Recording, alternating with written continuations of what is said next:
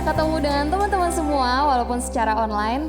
Dan hari ini kita akan memuji dan memuliakan nama Tuhan. Dan juga kita akan mendengarkan firman Tuhan melalui ibadah kita hari ini. Dan sebelumnya mari kita bersatu di dalam doa. Terima kasih Tuhan untuk kebaikan-Mu Tuhan dalam kehidupan kami. Kami mengucap syukur Tuhan bahwa kami bisa beribadah kembali bersama Tuhan. Semua karena kebaikan dan kemurahan-Mu Tuhan dalam kehidupan kami. Pada saat ini kami akan menaikkan pujian dan penyembahan kepada-Mu saja Tuhan. Supaya apa yang kami naikkan ini untuk memuliakan nama-Mu saja Tuhan. Terima kasih Tuhan, di dalam nama Tuhan Yesus Kristus kami berdoa dan mengucap syukur. Haleluya, amin. Amin. Ya, teman-teman, hari demi hari kita lewati, walaupun waktu berlalu dengan sangat cepat, namun kasih setia Tuhan tetap selalu baru bagi kehidupan kita. Amin. Mari kita masuk ke dalam hadirat Tuhan. Kita ucapkan syukur untuk Tuhan dan kita katakan, Tuhan, Kau sungguh baik bagi hidup kami.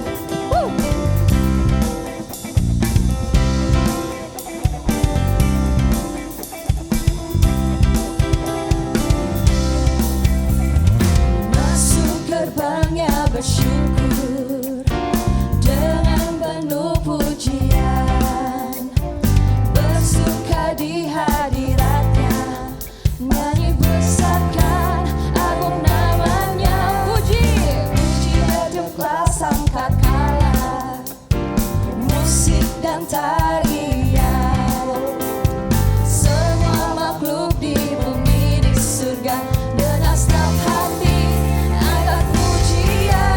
Sebab Tuhan baik, sebab Tuhan baik, sebab Tuhan baik, sebab Tuhan baik, anugerahnya kekal selamanya. Sebab Tuhan baik, sebab Tuhan baik, sebab Tuhan baik, sebab Tuhan baik, sebab Tuhan baik, anugerahnya kekal selamanya. Masuk gerbangnya bersyukur, masuk gerbangnya bersyukur dengan penuh pujian, bersuka di hadiratnya, nyanyi besarkan agung namanya. Pujilah Dia telah sangkakala, musik dan tarian, semua makhluk di bumi di surga dengan senang hati angkat pujian. Sebab Tuhan baik, sebab Tuhan baik, sebab Tuhan baik, sebab Tuhan baik, sebab Tuhan baik, anugerahnya kekal selamanya. Sebab Tuhan baik, sebab Tuhan baik, sebab Tuhan baik, sebab Tuhan baik, sebab Tuhan baik, anugerahnya kekal selamanya. Sekali katakan Tuhan baik, sebab Tuhan baik, sebab Tuhan baik, sebab Tuhan baik, sebab Tuhan baik, sebab Tuhan baik, anugerahnya kekal selamanya. Sebab Tuhan baik, sebab Tuhan baik, sebab Tuhan baik, sebab Tuhan baik, sebab Tuhan baik, anugerahnya kekal selamanya. 1, 2, 3. Sebab Tuhan baik, sebab Tuhan baik, sebab Tuhan baik, sebab Tuhan baik, anugerahnya kekal selamanya. Sebab Tuhan baik, sebab Tuhan baik, sebab Tuhan baik, sebab Tuhan baik, anugerahnya kekal selamanya. Sebab Tuhan baik, anugerahnya kekal selamanya. Sebab Tuhan baik, sebab Tuhan baik, anugerahnya kekal selamanya. Benar Tuhan, Kau sungguh baik bagi hidup kami.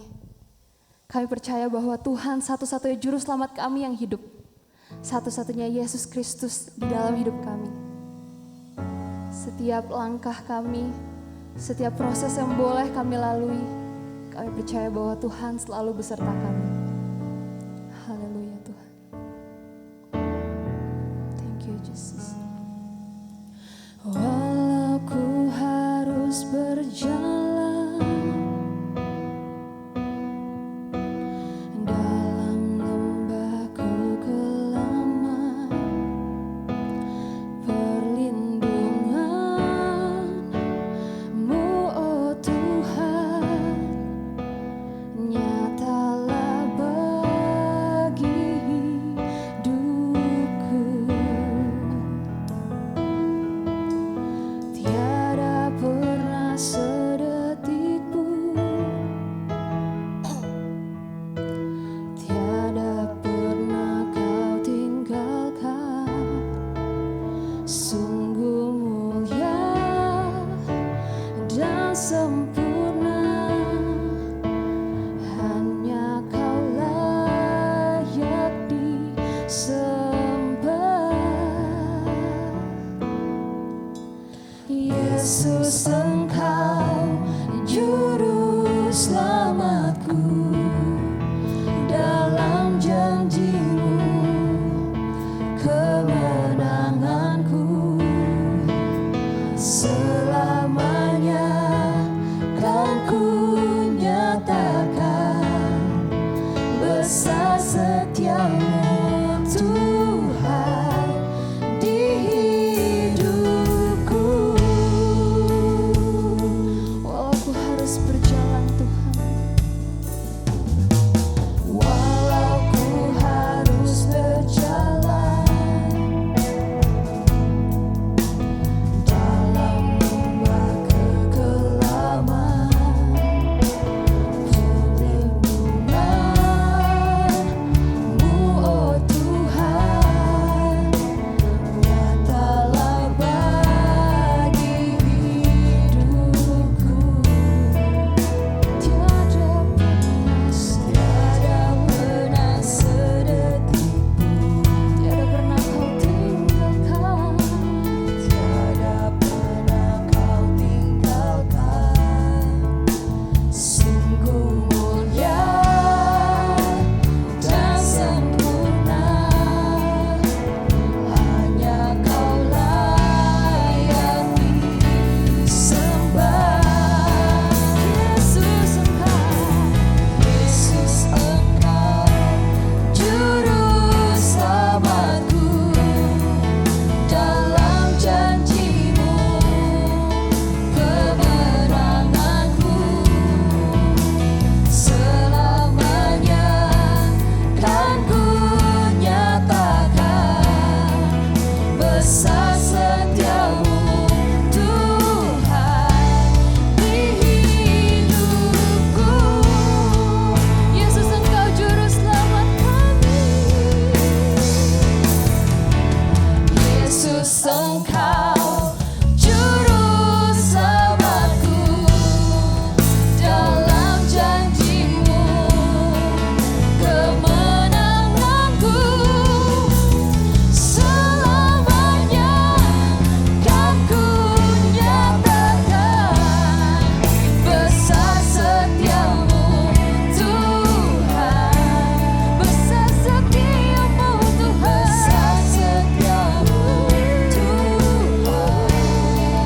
Besar setia-Mu Tuhan. Besar setia-Mu Tuhan di hidupku.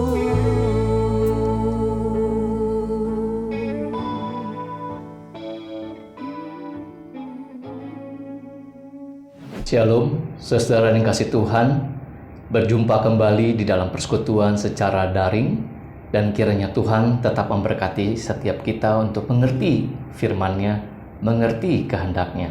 Oleh karena itu, saya mengajak kepada kita semua untuk memohon pertolongan Tuhan. Mari kita berdoa. Bapa yang di surga, kami mengucap syukur, jikalau Tuhan pun masih menganugerahkan dan memelihara kami untuk kami mengerti firman Tuhan.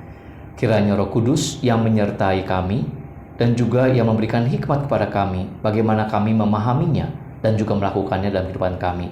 Terlebih pada saat kami akan belajar tentang Esther, bagaimana keteguhan hatinya, bagaimana ia juga mau taat untuk melakukan segala kehendak yang Tuhan nyatakan melalui orang-orang di sekitarnya.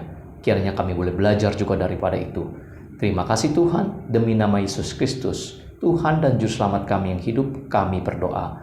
Amin. Ya, saudara yang kasih Tuhan, kita kembali akan membahas tentang Esther. Bagaimana ia tetap bisa berdiri teguh di dalam keyakinannya, bahkan juga di dalam ketaatannya kepada orang-orang yang membimbing dia, yang menolong dia, dan Tuhan bekerja di dalamnya. Tentu, tema tentang kitab Esther ini adalah hal yang menarik. Kenapa saya sebut menarik? Karena kitab Esther juga adalah kitab yang pertama-tama diragukan untuk menjadi masuk dalam kanon Perjanjian Lama. Kenapa diragukan? Karena tidak ada satu kata Tuhan atau Yahweh yang muncul di kitab Esther. Atau ada firman Tuhan datang kepada siapa atau berkata kepada siapa dan dicatat dalam kitab Esther. Dan itu menjadi satu keraguan yang utama waktu bicara tentang bagaimana kitab Esther itu menjadi kanon di dalam Perjanjian Lama. Namun pada akhirnya masuk dalam kanon. Nah, kenapa? Karena ternyata ada pertolongan Tuhan atau ada tangan Tuhan yang bekerja melalui orang-orang yang dicatat dalam kitab Esther ini. Bisa Raja Ahasiweros, bisa Mordekai, bisa Hegai, termasuk Esther sendiri. Dan tangan Tuhan bekerja itu seperti yang tidak terlihat bahwa memang Tuhan sedang bekerja. Namun setelah sejarah berlalu ataupun kisah ini yang diceritakan dalam Esther ini berlalu, betul sekali bahwa itu adalah Tuhan yang bekerja. Nah, bagaimana dengan kondisi kita saat ini, saudara yang kasih Tuhan? Mungkin kita sudah merasa bosan. Lebih kurang 8 bulan kita merasa jenuh dengan pembelajaran online ataupun juga dengan situasi pandemi COVID ini.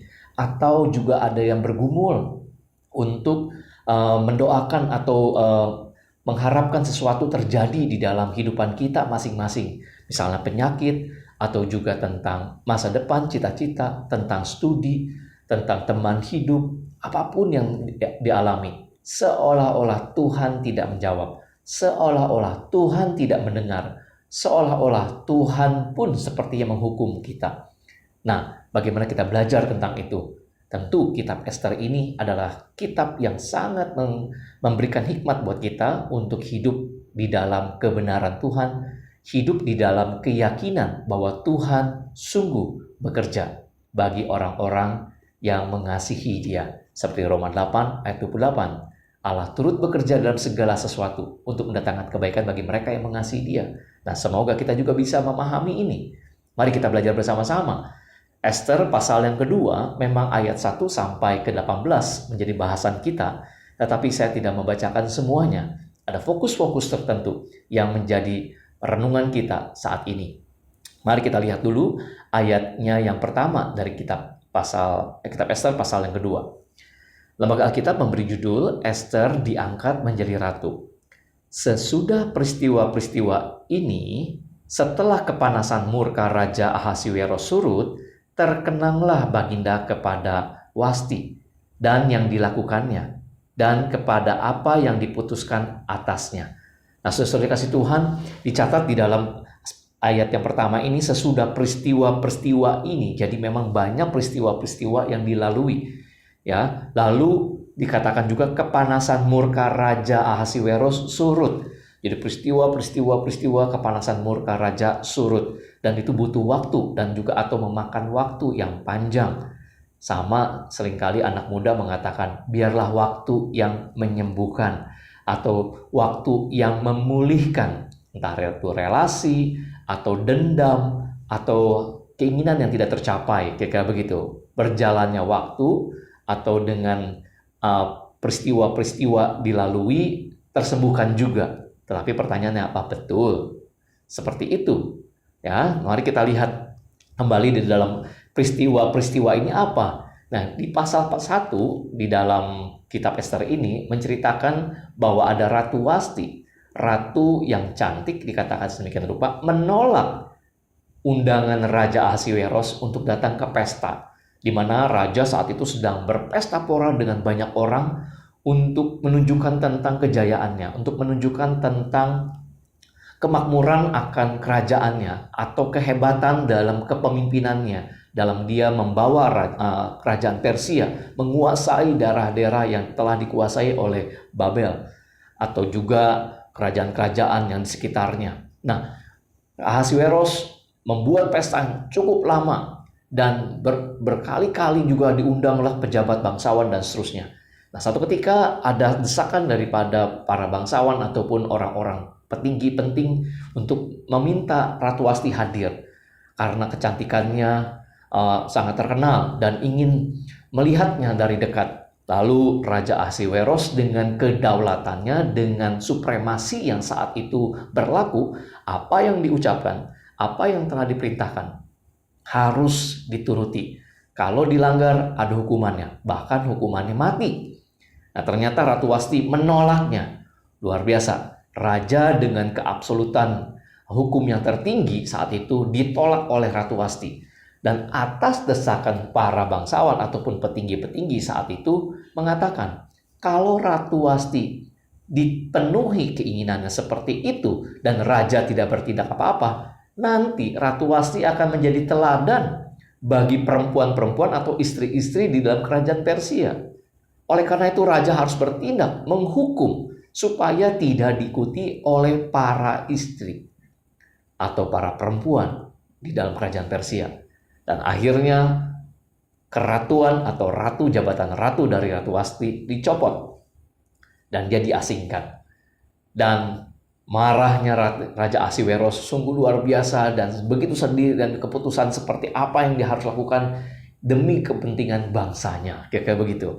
Dan ternyata dikatakan setelah peristiwa-peristiwa itu berlalu dan kepanasan murka raja itu surut, ya, akhirnya terkenanglah raja terhadap Ratu Wasti. Kangen juga pada akhirnya. Ya, kira-kira begitu ya. Jadi ada peristiwa, memang ada waktu yang sedemikian rupa. Ada masa yang harus dilalui bersama.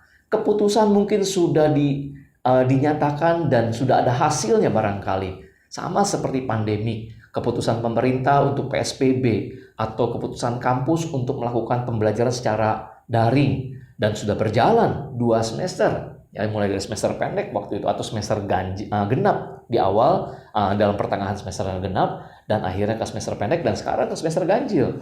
Bagaimana tahun depan kita tidak tahu, tetapi ada waktu yang berjalan dan di antara waktu itu, di dalam waktu kronologi, waktu yang terbatas, waktu yang berurutan, kisah-kisah yang terjadi, apakah ada kesempatan? Apakah ada kairos yang Tuhan nyatakan? Dan di sini dikatakan sangat humanistik sekali bahwa raja surut murkanya dan terkenang akan ratu atau Wasti dan dari apa yang diperbuatannya, menyesal tapi malu untuk mengatakannya barangkali, sehingga akhirnya biduanda, artinya biduanda ini yang membuat senang raja ini, ya. Di ayat yang kedua dikatakan, coba pilih lagi para gadis. Nah, di sini ada hikmat dari orang-orang di sekitar raja yang menyarankan satu keputusan, yang menyarankan satu tindakan yang perlu raja lakukan, yaitu dengan cara mengundang semua gadis. Di ayat yang ketiga dikatakan, mengumpulkan semua gadis anak-anak dara yang elok rupanya. Lihat, ada keputusan dan raja juga menimbang akan keputusan atau hikmat yang dikatakan oleh orang-orang di sekitarnya. Dan di ayat yang keempat, kalimat terakhir dikatakan seperti ini. Hal itu dipandang baik oleh raja dan dilakukannya lah demikian.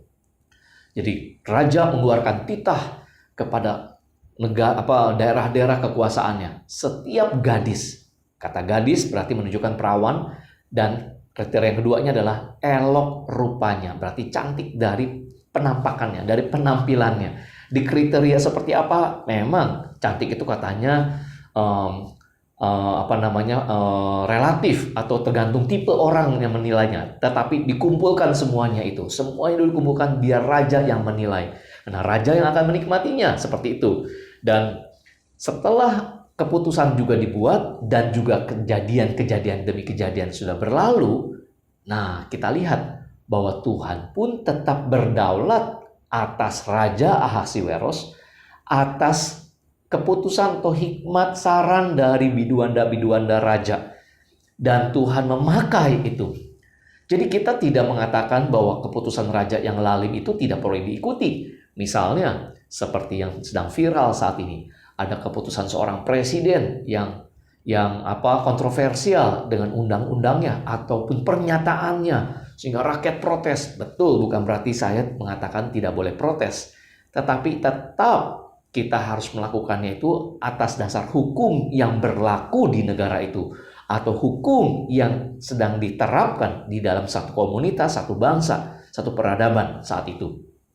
Sehingga bukan keputusan sendiri. Dan kita lihat bahwa negara atau daerah-daerah yang sedang dikuasai itu pun mengikuti keputusan raja yang absolut itu. Nah, menariknya di bagian yang kedua, mari kita lihat di ayatnya yang kelima.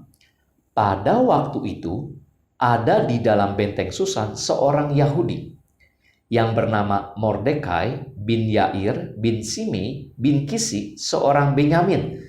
Nah, saudara kasih Tuhan, di sini saya sangat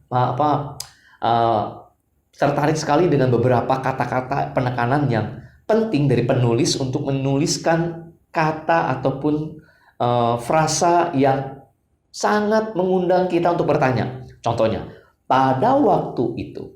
Jadi pada saat keputusan atau dari peristiwa-peristiwa yang terjadi, raja surut, ada biduanda-biduanda, lalu pada waktu itu seolah-olah kata yang ingin digantikan adalah kebetulan di sana, ya saya pakai istilah kontemporer saat ini, kebetulan. Nah, istilah kebetulan seringkali kita ucapkan kalau memang ada satu peristiwa yang terjadi ternyata sudah kita pikirkan atau nggak kepikiran sebelumnya tapi kita butuh. Dan ini didesain sedemikian rupa oleh Tuhan pada waktu itu. Jadi raja surut murkanya, lalu terkenang, lalu ada saran, ada peristiwa yang terjadi, dan ada seorang Yahudi. Disebutkan kata bin, banyak sekali binnya. Kenapa begitu? Berarti orang ini adalah orang yang lahir di dalam pembuangan. Karena kata bin berarti ayah. Seorang Benyamin, kita teringat di kisah daripada raja-raja atau kitab Hakim-Hakim juga bahwa suku Benyamin hampir saja dimusnahkan. Suku Benyamin hampir saja boleh dikatakan tidak dihargai. Tetapi ternyata di istana Raja Ahasiweros di Puri Susan itu ada seorang Benyamin, orang Yahudi yang namanya Mordekai yang lahir dalam pembuangan. Jadi kalau saya mengajak kepada kita saat ini bahwa apapun peristiwa yang sedang kita alami, kita fokus kepada peristiwa yang kita sedang alami. Kita fokus kepada hal yang sedang kita hadapi, pandemik misalnya, atau ujian, atau pembelajaran seperti daring ini, atau penyakit yang sedang kita alami, atau krisis ekonomi yang sedang kita alami. Apapun yang sedang kita alami, kita fokus kepada kejadian itu. Seharusnya kita memiliki wawasan bahwa Tuhan sedang bekerja, Tuhan sedang mengatur yang lain. Jadi bukan kisahnya seperti ini kalau saya desain ulang ceritanya. Pada waktu raja mengeluarkan perintah supaya gadis-gadis, kemudian diterimalah seorang Benyamin, seorang Yahudi bekerja di Puri Susan. Tidak. Jadi sudah ada kejadian yang sepertinya tidak ada rangkaiannya. Kalau dalam bentuk film barangkali settingnya berubah. Yang tadinya ada hiruk pikuk raja yang sedang memurkai surut ataupun ada keputusan. Di setting yang lain ada seorang yang sudah bekerja menjadi aparatur sipil negara Persia, ASN atau PNS ya di situ. Dan Mordekai sudah bekerja. Jadi pada waktu itu dikatakan artinya sudah memang sebelumnya bekerja di sana. Nah, dikatakan Mordekai itu sendiri seorang yang diangkut dari Yerusalem atau bagian daripada pembuangan itu punya, di sini dikatakan ayat yang ke-7, mengasuh Hadasa atau Esther, anak saudara ayahnya. Jadi sebenarnya Esther itu anak saudara ayahnya, berarti sepupunya begitu ya. Tapi diangkat anak oleh Mordekai. Jadi kita lihat ya, ada Mordekai kerja di Puri Susan atau di dalam kerajaan Ahasiweros. Lalu Ahasiweros memecat Ratu Wasti, lalu ada kejadian-kejadian dan akhirnya dibuatlah undangan ataupun sayembara para gadis yang cantik datang ke istana untuk dipilih oleh raja. Dan dicatat juga di dalam Alkitab kita, ayat yang ke-7 dikatakan, sebab anak itu tidak beribu bapak lagi. Gadis itu elok perawakannya dan cantik parasnya. Perhatikan frasa yang ditulis.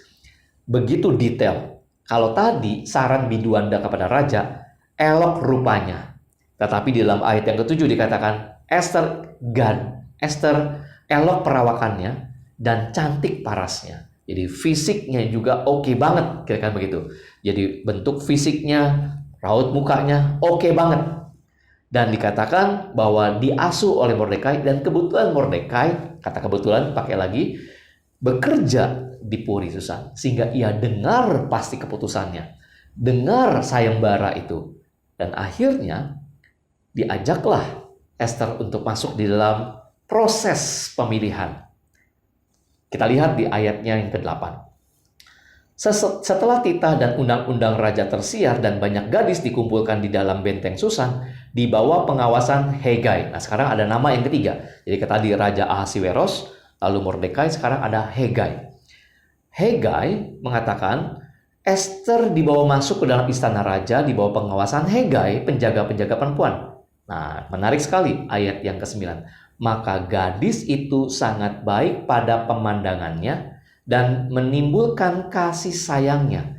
Dan ternyata Hegai tertarik juga oleh karena sikap daripada Esther, sikap daripada Hadasa yang dididik, yang dilatih oleh Mordekai.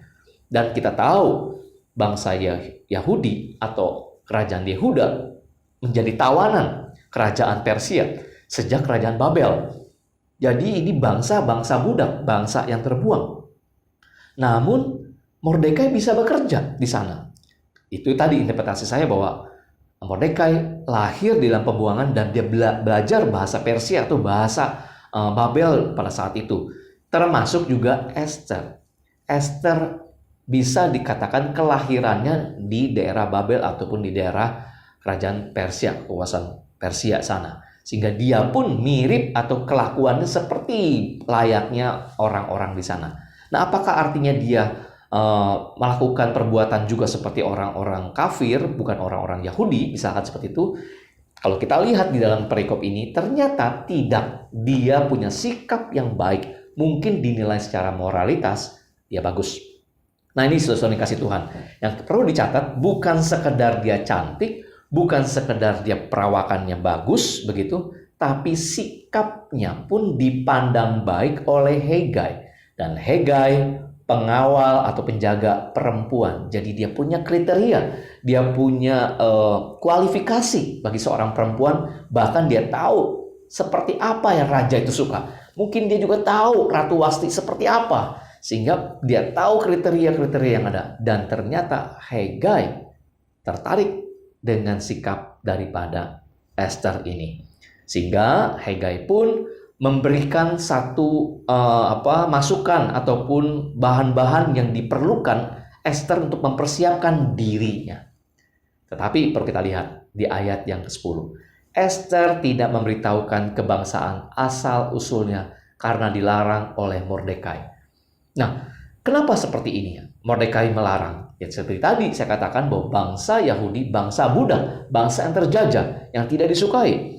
Tetapi Mordekai mungkin diketahui juga adalah seorang pekerja yang dia bisa bekerja. Dan dia pun diterima barangkali sikapnya juga oleh karena mungkin karena statusnya dia sebagai seorang yang lahir di daerah Persia sana. Lalu Mordekai mengatakan jangan kasih tahu. Nah, pada saat ada orang bertanya ataupun lagi sensus, kamu asal dari mana, lahirnya di mana? Esther menjawab, saya lahir di Persia, barangkali dekat dengan Puri Susan. Asalnya dari mana? Oh, asalnya dari sini. Saya keluarganya anak daripada Mordekai, orang yang kerja di pemerintahan ini. Jadi udah lolos aja, begitu ya. Dan saya yakin juga waktu itu ada pertanyaan, pokoknya apakah Esther berbohong seperti apa? Nah, kalau kita melihat di sini, Esther tidak memberitahukan kebangsaannya dengan hikmat. Dan saya pernah mencari informasi literatur, bahkan mendapatkan videonya, bahwa ternyata Esther punya kepandaian untuk bisa berpuisi, bahkan bisa berkata-kata, bukan membohongi. Misalkan, apakah kamu asalnya dari daerah Yerusalem ataupun Yehuda? Oh enggak, saya dari Afrika, barangkali begitu ya. Enggak ada, tapi ada suatu perkataan. Contohnya, asalmu dari mana? Di film itu mengatakan, asalku adalah tidak penting, aku seperti dibawa oleh angin, sehingga aku berada di sini untuk memberikan satu keharuman. Nah, kata Hadasa juga harum, ataupun Esther itu artinya bintang. Ya, menarik sekali. Jadi seperti bintang yang bercahaya, dan dia berpuisi. Sehingga itulah yang disukai oleh orang banyak, karena sikap tutur katanya baik, juga apa yang dilakukannya juga baik. Dengan demikian, dia bisa mempertahankan, bukan menyembunyikan. Tidak tahu kenapa maksud mereka, tidak tahu alasannya kenapa. Karena supaya bisa masuk, diterima dalam proses atau hidup di dalam negara yang jajah bangsa Israel ini. Lalu dikatakan, setelah proses waktunya 1 tahun loh ya, kalau kalian baca ada 12 bulan, 6 bulan untuk menggunakan wangi-wangian tertentu, 6 bulan tertentu juga wangi-wangian berikutnya, baru diundang satu persatu datang kepada raja, dan raja menilainya semalaman, kira-kira begitu. Dan kita lihat di dalam ayatnya yang ke-15. Ketika Esther, anak Abihail, yakni saudara ayah Mordekai, yang mengangkat Esther sebagai anak, mendapat giliran untuk masuk menghadap raja, maka ia tidak menghendaki sesuatu apapun selain daripada yang dianjurkan oleh Hegai, sida-sida raja, penjaga para perempuan. Jadi kalau kita lihat tadi di ayat yang ke-10, Esther tidak memberitahukan kebangsaannya seperti yang diminta oleh Mordekai. Sekarang Esther waktu menghadap Raja Ahasveros juga melakukan seperti apa yang Hegai perintahkan. Jadi Esther seorang yang patuh, seorang yang taat, seorang yang mengerti bagaimana harus bersikap sesuai dengan orang-orang yang menganjurkannya, dan dia percaya. Dan dia pun disukai jadinya. Jadi saudara Tuhan, kita belajar di sini. Banyak sekali barangkali hal yang kita tidak sukai. Banyak hal barangkali yang bertentangan dengan kita. Tetapi setidaknya kalau tidak secara prinsip tidak menggoyah atau tidak membuat kita harus berubah prinsip, seperti misalkan agamamu, rubah agamamu supaya dapat nilai bagus atau supaya dapat pekerjaan. Itu keyakinan kita. Ini hanya bagaimana sikapnya melakukan apa yang disarankan di dalam satu proses. Jadi kalau misalkan dosenmu meminta kerjakan tugas ini, taat. Karena dosen bukan untuk mengerjain seseorang atau mahasiswa untuk gagal. Melatih untuk bisa mahasiswanya belajar dengan baik dan menjadi sarjana yang benar. Sarjana yang sesuai dengan diharapkan oleh perguruan tinggi ataupun UPH saat ini. Nah, jadi lakukanlah dengan taat, karena itu tidak menggeser atau merubah prinsip hidup seseorang. Kalau dosen mungkin menyarankan sesuatu yang merubah prinsip dan itu sangat bertentangan dengan kebenaran, tentu kita harus menolaknya. Sama seperti Tuhan Yesus juga. Tuhan Yesus waktu datang ke dalam dunia, dia hidup di tengah bangsa Yahudi, ya, bangsa orang-orang Israel, melakukan kebudayaan Yahudi. Melakukan Taurat gak? Lakukan. Dan walaupun dia lakukan Taurat, tapi dia tetap mengatakan, aku datang bukan untuk memenuhi apa permintaan tradisi budaya. Aku menggenapkan Taurat, tetapi aku di atas Taurat. Sehingga dia melakukan, misalkan contoh, dipandang menyimpang daripada orang-orang Farisi karena melanggar Sabat. Dahal kata firman Tuhan ataupun 10 perintah Allah, ingat dan khususkan hari Sabat, perintah yang keempat itu jelas adalah bahwa Sabat dilakukan untuk Tuhan, bukan manusia. Sehingga pada saat Tuhan hadir di dalam satu budaya yang sudah menuliskan detail tentang Sabat, tidak boleh ini, tidak boleh ini, tidak boleh ini, tidak boleh ini. Dan hukum Musa tidak secara detail sedemikian rupa, karena prinsipnya adalah muliakan Tuhan, kuduskan Tuhan di hari Sabat. Tapi budaya Yahudi, bahkan orang Farisi sangat ketat melakukannya. Ini itu sehingga menggeser akan prinsip Sabat. Nah, sehingga Kristus menghadirkan prinsip yang seharusnya yang telah dinyatakan Allah. Jadi, bukan Kristus melanggar Sabat, justru dia tetap melakukan Sabat seperti apa yang Tuhan perintahkan, bukan seperti apa yang aturan manusia. Nah, bagaimana dengan prinsip Esther? Dia memang ikuti aturan perintah daripada orang itu, tetapi tidak menggeser sebagai seorang Yahudi. Contohnya, ini cuma wangi-wangian, tidak makan makanan yang diharamkan. Tentu kalian juga ingat kisah Daniel. Daniel dikatakan waktu diangkut dari Yehuda, dari Yerusalem, disediakan makanan-makanan yang dilarang oleh bangsa Yahudi. Daniel, Hananya, Misal, dan Azaria yang dikenal Sadrak, Mesak, Abednego tidak melakukannya. Jadi kita dapat contoh dari Daniel juga, sama seperti Esther. Jadi Esther disukai oleh Hegai. Hegai memberikan masukan-masukan yang penting bagi Esther untuk dilakukan agar supaya memang disukai oleh Raja Ahasiweros. Apa hasilnya? Mari kita lihat di ayatnya yang ke 15b. Maka Esther dapat menimbulkan kasih sayang pada semua orang yang melihat dia. Perhatikan baik-baik, bukan hanya Hegai, bukan hanya Mordekai, tapi semua orang yang melihat dia. Dan hasilnya juga di ayat yang ke-27, maka Esther dikasihi oleh Baginda lebih daripada semua orang perempuan lain. Dan ia beroleh kasih sayang dan kasih Baginda daripada semua orang anak darah lain. Sehingga Baginda mengenakan mahkota kerajaan atas kepalanya dan mengangkat dia menjadi ratu ganti Wasti. Saudara dikasih Tuhan, jangan kita fokus kepada apa yang sudah kita lihat hasilnya, bahwa Esther akhirnya sukses. Bukan itu. Kesuksesan bukan karena kita melakukan tindakan-tindakan yang tahap kecil-kecil ataupun ketekunan kita dalam melakukan tindakan. Bukan itu. Ada yang jauh lebih luar biasa. Kesuksesan seseorang itu oleh karena ia ketaatannya, oleh karena ia taat kepada apa yang diperintahkan, apa yang telah diajarkan, apa yang telah dianjurkan, apa yang telah diingatkan, atau apa yang dikatakan oleh Tuhan. Kesuksesan diawali oleh karena ketaatan. Esther sukses. Esther disukai oleh karena ketaatan. Dan itu poin yang pertama yang kita belajar daripada Esther. Bagaimana ia bisa stand firm, bisa dia begitu yakin karena ia taat kepada apa yang dikatakan Mordekai, taat kepada apa yang dikatakan Hegai, dan Tuhan berkuasa, Tuhan beranugerah melalui Mordekai, melalui Hegai. Sehingga inilah yang dirasakan oleh Esther dan juga orang banyak karena pribadi yang baik. Begitu juga sama kalau seorang mahasiswa, kalau kita dikatakan mau pribadi yang baik, taatlah kepada kebenaran firman Tuhan, kepada apa yang sudah dinyatakan Allah melalui firman-Nya, apa yang telah diajarkan oleh orang-orang yang juga mendapatkan terang daripada firman Tuhan. Kristus juga seorang yang taat kepada kehendak Bapaknya. Dia tidak melakukan yang di luar keinginan Bapaknya atau melakukan kehendak dirinya sendiri, tetapi ia melakukan sesuai dengan kehendak Bapaknya. Begitu juga kita seharusnya stand firm, yakin, bisa teguh, bisa terus-menerus, resilience itu artinya, untuk bisa melakukan apapun yang dilakukan karena kita mau taat kepada kebenaran.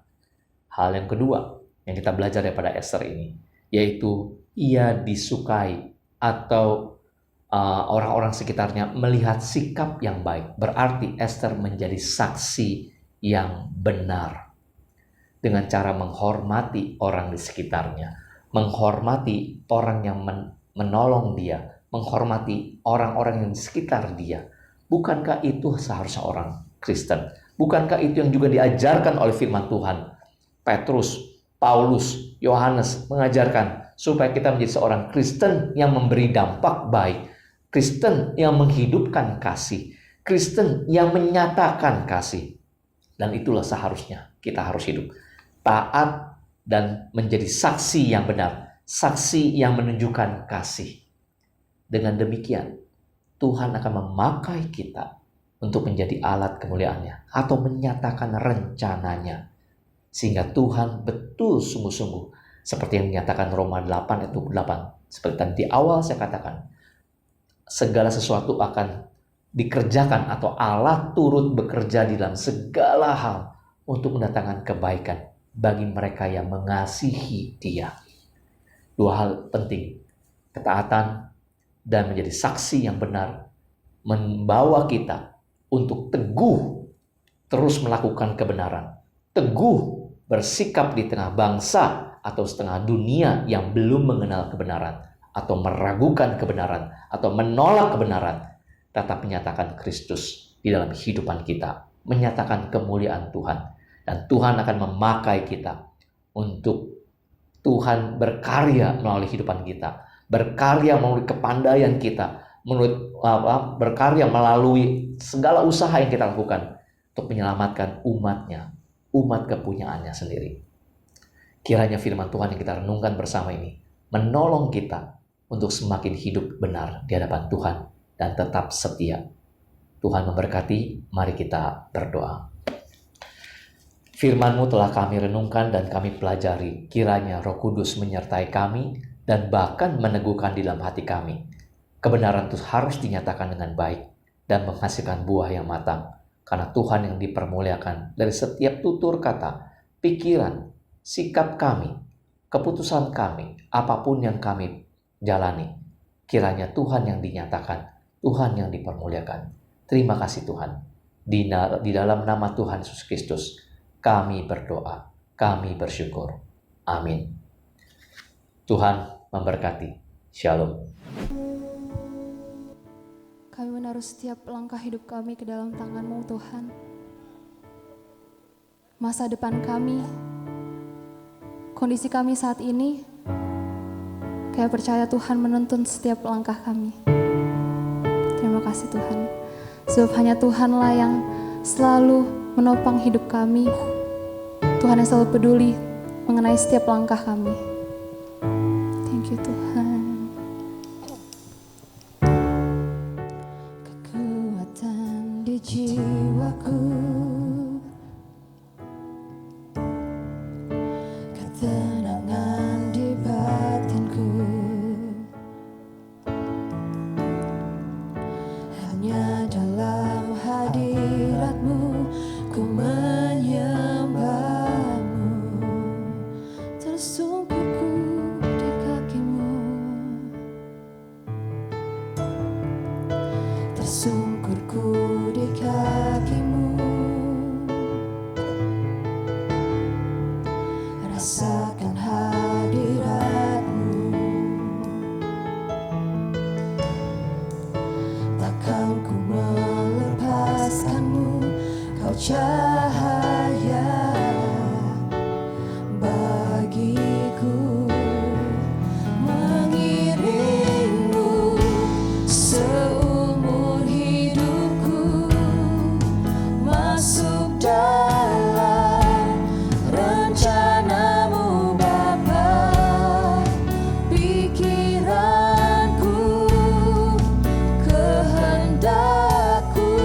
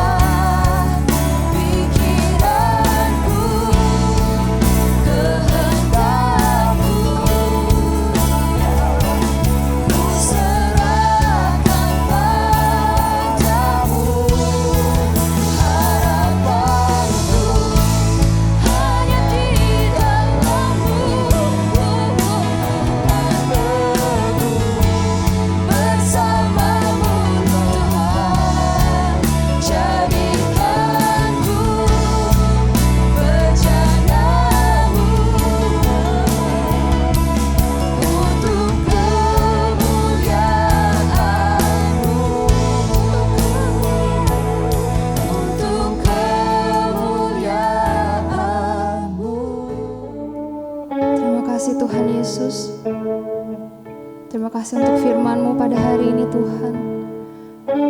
Biarlah firman-Mu hari ini menjadi remah dalam kehidupan kami, menjadi berkat bagi diri kami dan juga bagi orang lain. Kami percaya Tuhan, apapun yang kami lalui ke depannya, kami percaya Tuhan beserta dengan kami. Terima kasih Yesus. Hanya di dalam nama-Mu kami berdoa dan mengucap syukur. Haleluya. Amin. Sampai jumpa di Student Fellowship berikutnya. Bye-bye.